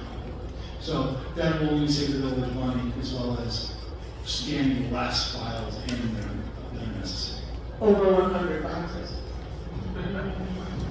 Yeah, and that's all within compliance with the Records Retention Act that on an annual basis, we have to submit with the Secretary of State's office the quantity and types of documents that are eligible for removal. So, And part of the software, once it's implemented, will notify us when those documents can be destroyed in accordance with the law. So that'll help make that process more efficient moving forward. So this is not necessarily a budgetary item for this project, but since we haven't started scanning yet and we implemented new software, does that amount that we budgeted for the work, the labor part, from my recollection, was a pretty costly endeavor? Are we going to be on pace with what we budgeted for that, or do we need to consider additional? I think most likely we'll still be on pace and hopefully going under because of some of the work the departments are doing in advance like Ann just did. So I think as we move forward, we're hopefully that number will be down instead of above what we budgeted for. And trying to make preemptive steps for that like that are helpful. But I think it's still a fair amount that we budgeted for. And we won't go over it. and again, those are operating costs within the general fund, not within the capital. And to refresh the board too, so what we did to get to that number was, that was something that each department tracked how many boxes, how many files, and estimated that as far as per the cost of what it would cost to scan all those documents. So the estimate was made by work all the departments combined together to be able to do that. One of the biggest files was the finance department, which they helped with reducing that. But we've got a lot of historical files too, because we are 100 years old or more at this point. Thank you very much. And that was part of our discussion last meeting, of those ongoing expenses. Thank you, trustee Daggett. Yeah, so, it's funny when we talk about the printers, I have flashbacks to the movie Office Space, where they destroyed the printer, so it sounds like it might have been a little frustrating printer for you too. So my question is about the, it was a brief mention, but I just wanted to ask. So with the police department kitchen area, do we have kind of a number on what we think that might take to get that up to speed? Not at this point, we still have to have our architect look at it and come up with an estimate. Okay, but that's all in process. Yes. Any ideas on when we might see something come across?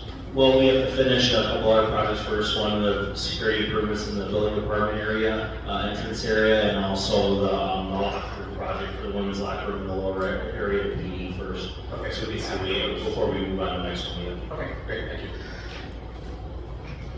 Trustee Driscoll. I just want to give Ann kudos.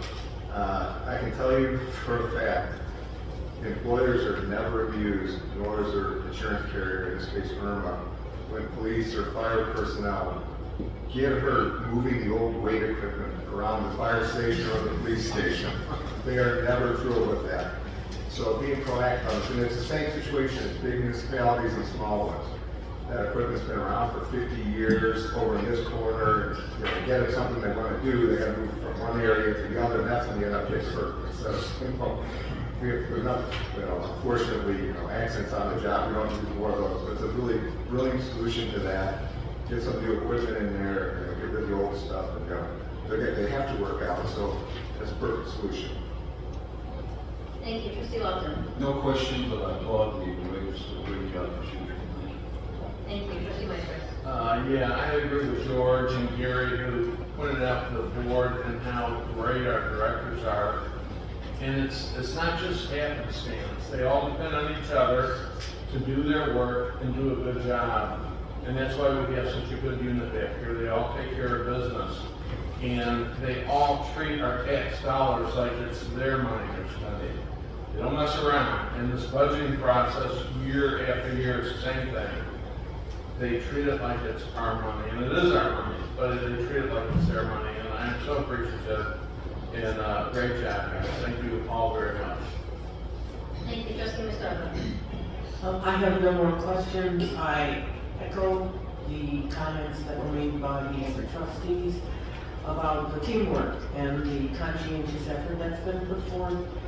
So I thank you for that, and I know the residents will thank you also. Thanks, and just a reminder for everybody who's following along with us, this is our second of 4 total budget meetings that we're having. They're all public, which I think is a benefit, not only for us, but for you as well. So thank you so much for tuning in and joining us. Everybody's got a copy of this preliminary budget, and they have it for about a month and a half. So plenty of time to review it and ask questions and really get the answers that you're seeking. This budget is posted as preliminary FY26 budget on the finance page of the village website. If you go to flossmoor.org, type in finance page, you'll be able to see this posted right alongside our fiscal year 25 budget. Thank you so much to the directors and everybody who has contributed to this plan, and thank you for the review. Next, we do not need to go into executive session, so I'm going to take other business. First up, trustee Mustafa.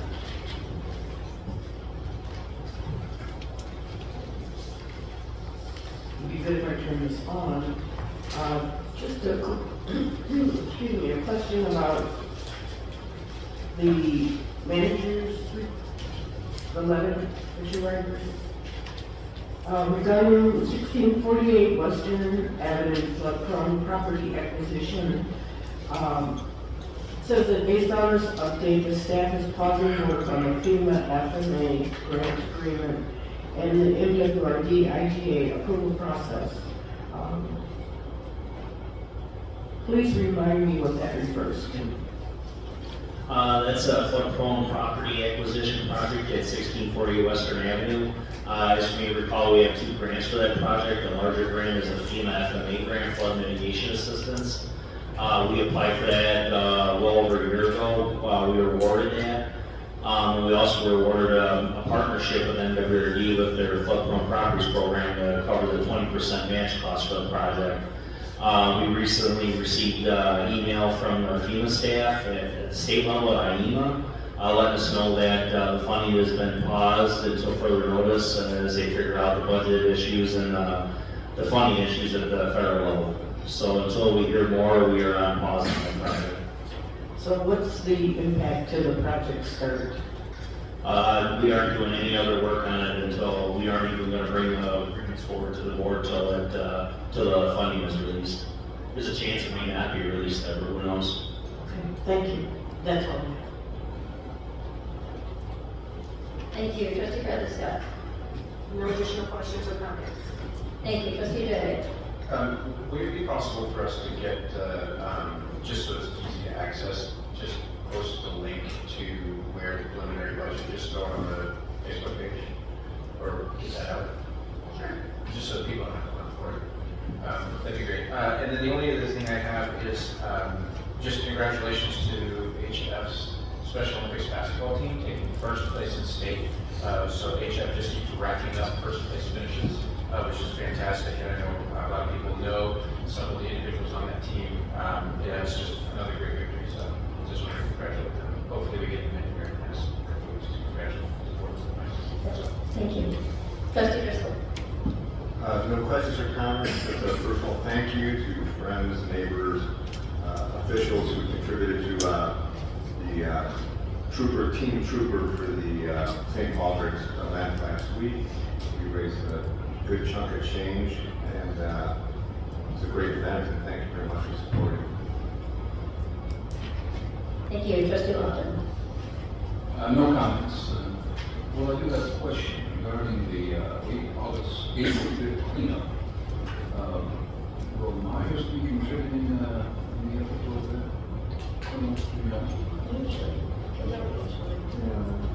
But they do, when they try to do clean up like the detention areas. these rooms and rates for you. Public Works is, You're right. Public Works is pretty well divided. But they, Trustee Lofton, they contribute in a lot of other ways towards our programming through the year, and they definitely appreciate our efforts to get that area cleaned up, especially since I think a lot of the trash comes from going from their property. Thank you. Trustee Winters. I don't think anyone in this room has more experience dealing with a village manager than I do. And I just want to say one thing, if there were going to be a review of that lady over there, any quantifiable or appreciable category that we would judge her on, she'd be rated excellent across the board. And on top of that, there's not a village or municipality in Cook County, Northern Illinois, that wouldn't want her to be their village manager. So I just thought that needs to be said. That's all I have. Thank you, you're here. Clerk Logallo. I do have a couple of comments regarding regular session minutes, and if acting village attorney Addison would like to contribute something, that would be great. So up until recently, we haven't really had many requests to amend the minutes, maybe perhaps one or two in the last 4 years. So I thought we should take a minute to discuss them procedurally. So I appreciate Trustee Dag's suggestion regarding the minutes approval process to do a little differently. But I think if we were to look back at the March 3rd, 2025 minutes, they wouldn't reflect the requested changes from the trustees if they were, unless they were amended and approved. So I'm not sure that that is the best way to do it. I would have three suggestions. Either we vote on the minutes as they are at the time. We make a motion is made on the floor to amend the minutes, and the motion to amend is voted on, or the item is tabled until a date certain. So that way the March 3rd, 2025 minutes, or any minutes for that matter, actually reflect what should be reflected. That's it. Sure, I can comment on that. I think the best practice is to either have a motion to approve the minutes with a revision as specifically stated. If there are changes that you wish to make that haven't been brought to the clerk's attention in advance of the board meeting, because you do get the packets with them in advance, and sometimes you can make corrections and pass them out or at the next meeting here, at which they were intended to be approved. And the amendments are such that it's kind of complicated to state it in a motion to approve of these amendments. Then you just table them with direction to bring it back. That's probably best practice from my perspective. I agree with the comment from the clerk that if we really want to get the flavor now for the March 3rd, you're going to have to review both the March 3rd and March 17th minutes. And that's a little bit cumbersome, although they aren't significant changes whatsoever that we talked about tonight. So I didn't jump in to say, let's do it differently. So that's all I have. Those ones. Thank you, and then I believe you have an update for us. Speaking of minutes, excuse me, point of information. I appreciate that you said that, Clerk Logallo, because I think the intent was trying to save work on the and I also appreciate you weighing in. I'm confused as to what we're going to do. Well, you've already acted tonight on the March 3rd minutes with discussion here and direction that the minutes from the March 17th meeting will include some comments regarding those minutes in the minute discussion. Okay, so they'll be reflected in the March 17th. Okay, so going forward, I think the best way would be try to find the corrections Friday, Saturday, or Sunday to get them in. And in lieu of that, follow one of the three options that you're speaking. Either table to a time certain, make a motion with the changes? Those. Yeah.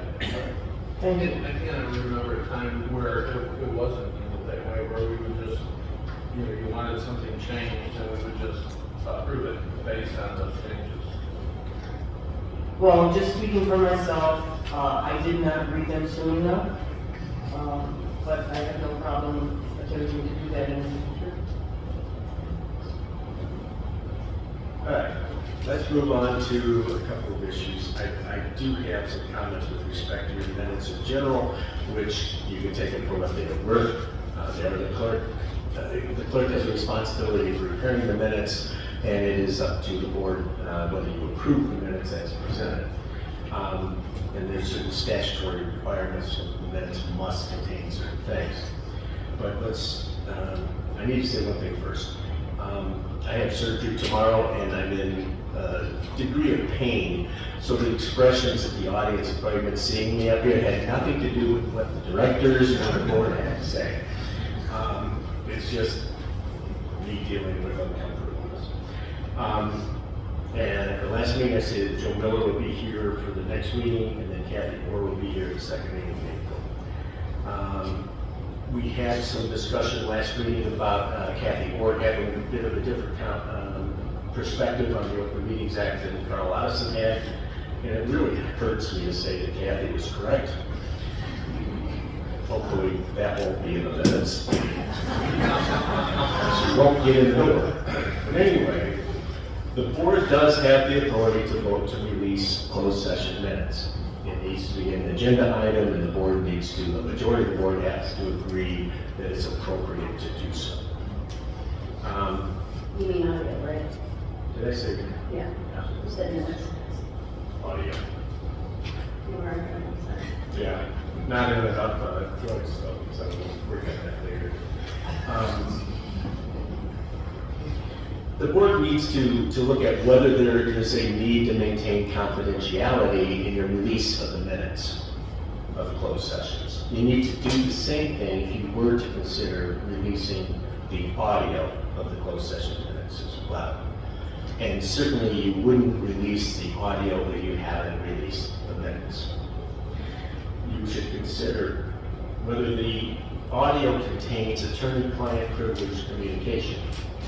And if it does, it is the village's privilege, it's not the attorney. The attorney doesn't have the right to say, oh, don't release that because I said something and giving you advice. It's your privilege to determine whether to wait. But you need to take that into consideration before you release the audio that contains attorney-client privilege communications. Another thing is whether they contain private information regarding current or past employees that is exempt from disclosure under privacy laws or the Personal Records Act, Review Act.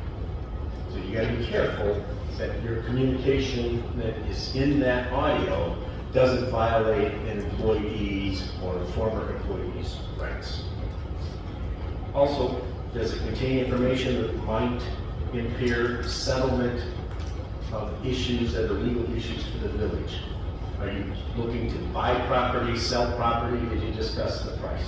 Are you looking to settle collective bargaining agreements and you have given authority to the bargaining team? And if you release that information, it would be basically a competitive advantage for the unions. Same thing with respect to settlement litigation.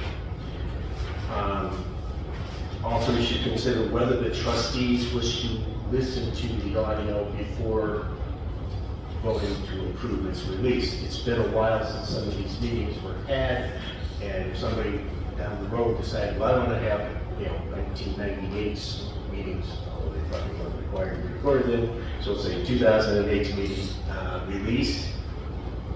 A lot of you probably weren't on board. Before you make that determination, you should probably listen to them and should consider whether your attorney has reviewed them for the legal issues I stated up above. I have not listened to any of the audios from the 3 or 4 meetings that were at issue with the release of the closed session minutes last time, but just based upon the review of the closed session minutes themselves, I would say that there were some attorney-client communications within there that you want to review before you just release them. And there was certainly discussion regarding current employees' performances that should be considered before release. And if you're going to release the audio, but you want to redact part of it, right then somebody's going to say you're not being transparent because you're hiding something. What you might be hiding is attorney-client privilege communication, or you're following the law with respect to an employee's rights. But you will not have everybody satisfied with that report.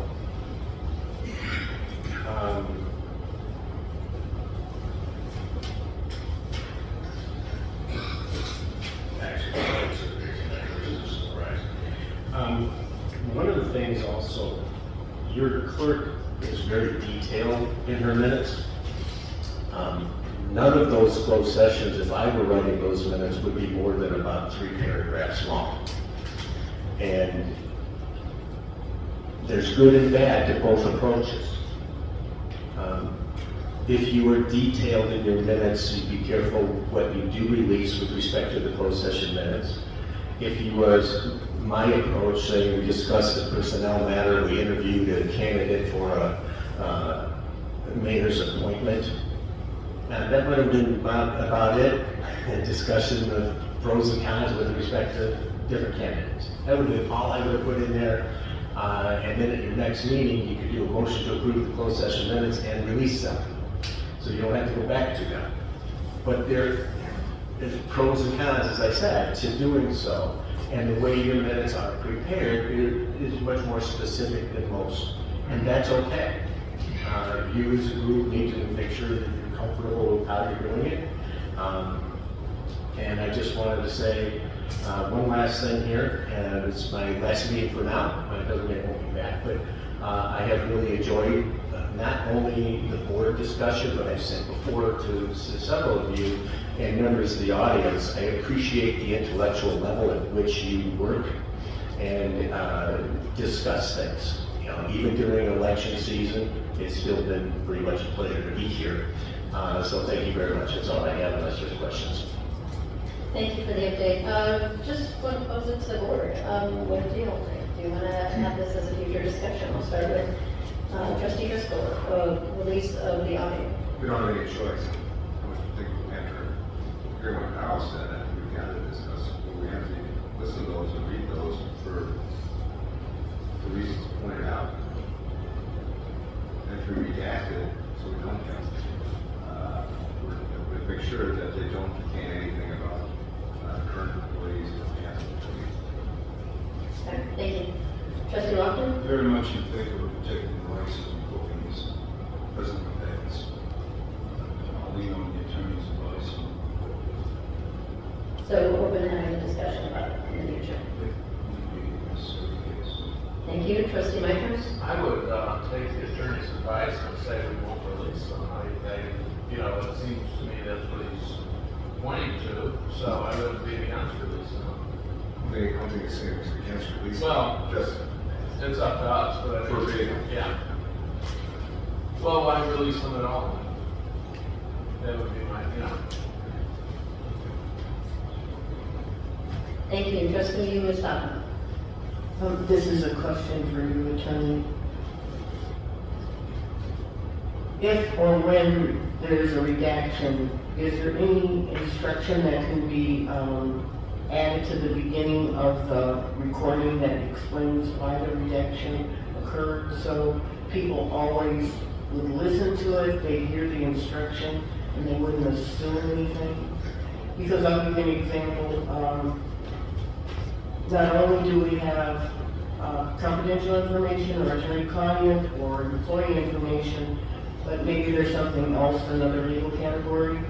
So I might listen to it in a month or two and say, why are there these redactions? You know, why does it stop and start? And then I have to go to some other document or go ask someone why it's like that. Is there a way to put instructions at the beginning of it for explanation? Yes, I think you would want to have a motion to release any audio in its entirety or with a redaction of from this point to this point, and a statement as to why could certainly be included in the releasable recording that somebody records. Basically, you won't want it to be part of the same file, but as a separate file that would get you released at the same time if you wanted to do that. I wasn't saying don't release them from a legal standpoint, but if you ask my personal opinion on it, you read me right. Right. And somebody can still chop it up and they can bypass whatever exclusion we put on there anyway. I don't know if this is aspirational, but you could redact it and a person could request to listen and they have no idea what the reasons for the redactions are, so they draw their own conclusions. One of the things I wanted to state as a comment is that there's an assumption that we can approve things in executive session. We can't approve anything. We can have a consensus, we can agree, but there's no vote taken. You know, there's no vote that's legally allowed. So when people say something was approved, that's more of a assumption. So if you listen to the meeting and you only have assumptions or your own conclusions, then listening to it skews your understanding. So I would approve releasing them if and only if we can assistant village manager, what's the word you need when you add something to a file?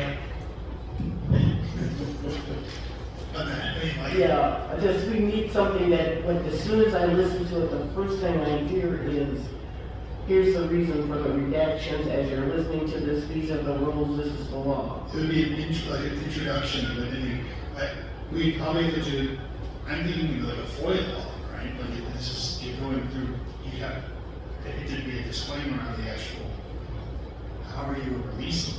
Like if you were FOIA, it would be, this is redacted for these specific reasons, for anyone who was, if the board chose to release the file. And then we would have the legal reasons why we were releasing it, just like we would do with the FOIA. This is being held for, 71C or whatever it might be. I mean, the same way we're doing this, correct? I agree. And I wouldn't have to go anywhere else to get it. I would just have it right with the file that I'm listening to.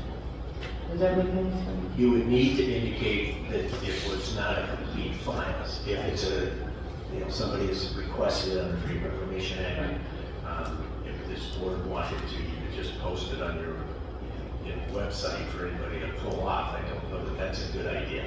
But you could do that, and if you do it that way,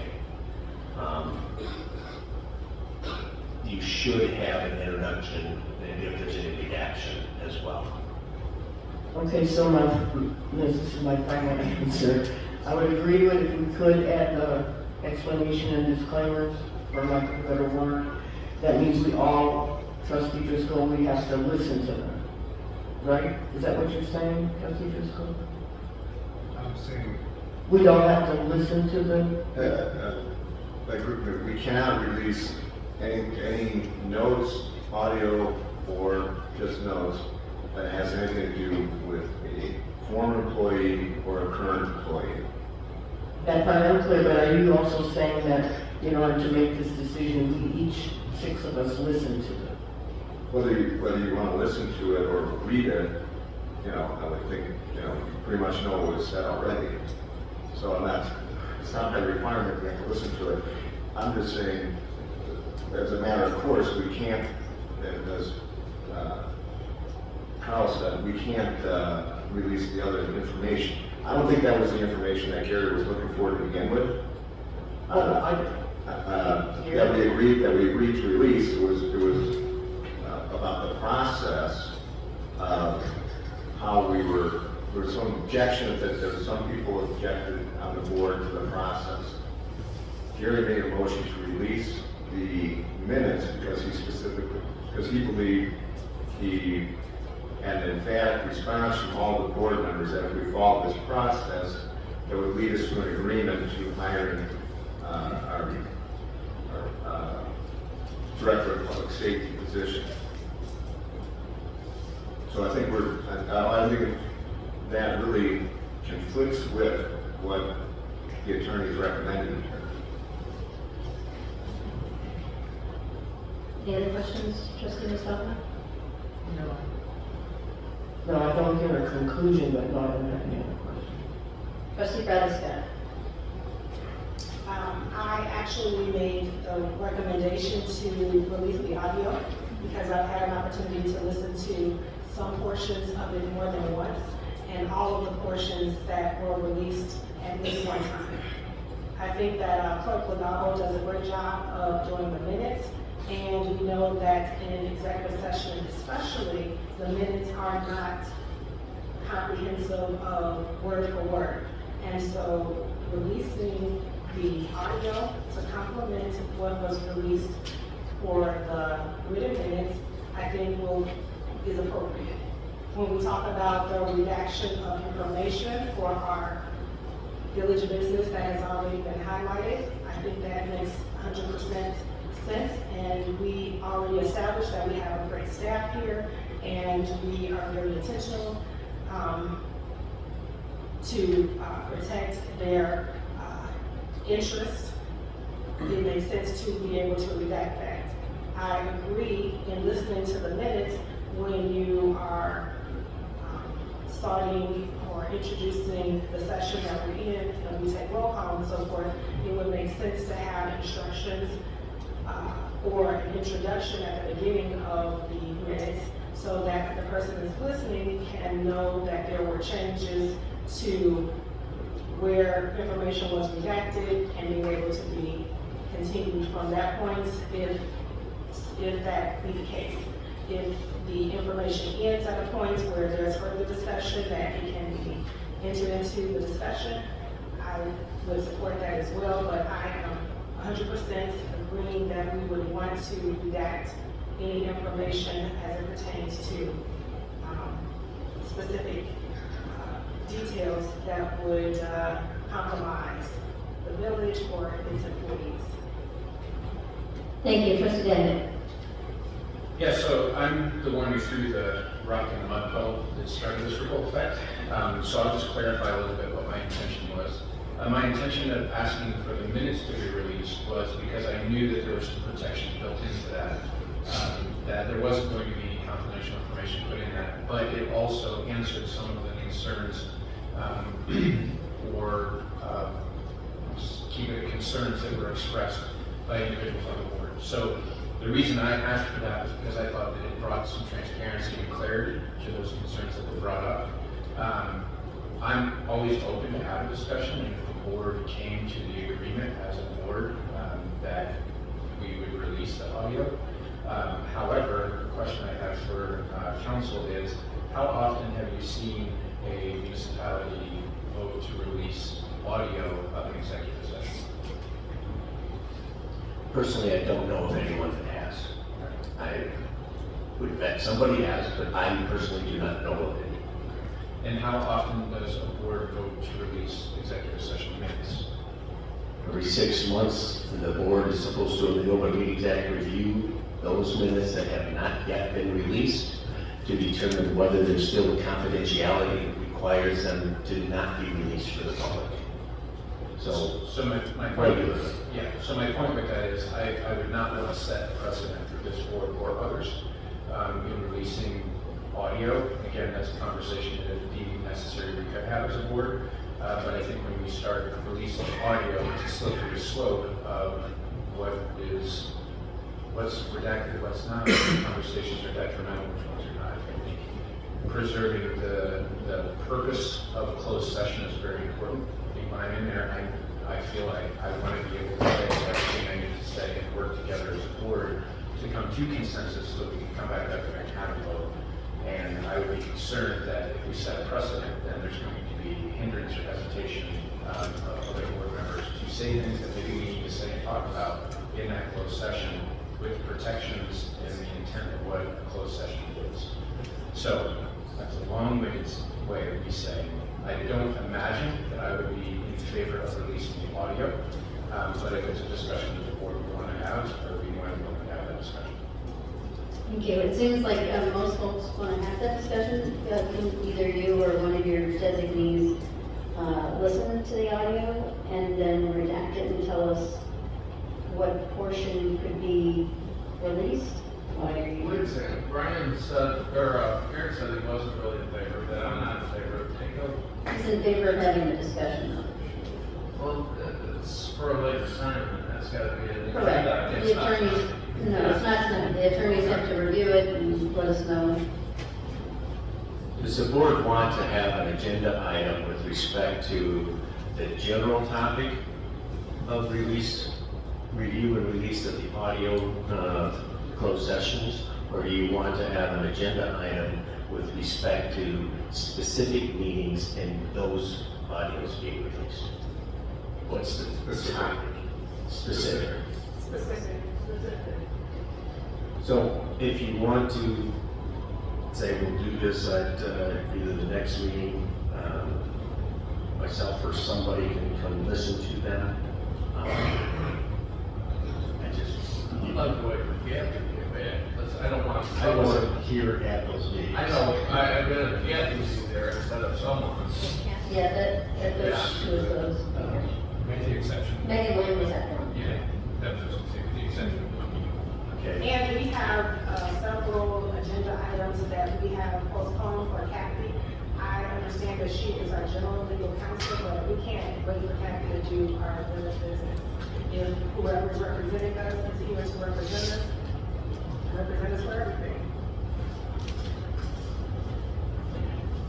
I have no problem if the board wants to have this as an agenda item, either April 8th or April 14th needs to be. April 7th or 7th or 21st, that too, whatever works.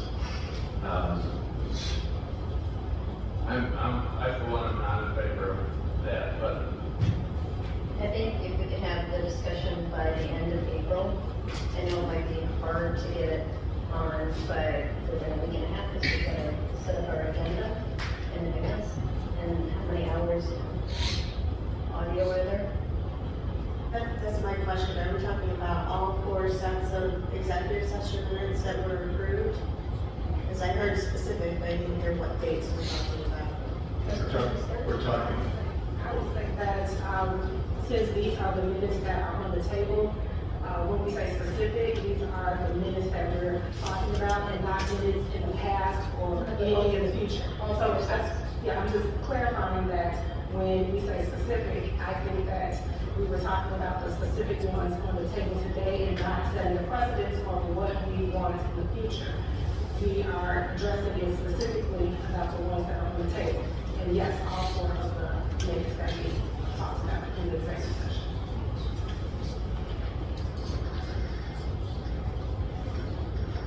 So if you're looking at all 4, I would estimate that's probably close to 8 hours with audio. It might be 4 hours of executive session, but I think we're limited to, I think we all agree that we're limited to the discussion that Gary was with Lisa was the process about hiring a candidate for the director of public safety. We're in agreement on that, right? Everybody? I think that would become part of the discussion. I mean, that's the focal point of releasing these minutes. Right, but I think that's where, for the sake of not having a discussion about it tonight, I think that's where we put it on as a plan. I think that's what we are supposed to do. Right, so it should be a quick review. It's not a good review of data. Well, it's a quick review, you can disregard everything we else just that say isn't that that. was attorney, too. So it's gonna be $7,000 to do this. Does it count towards their in-house?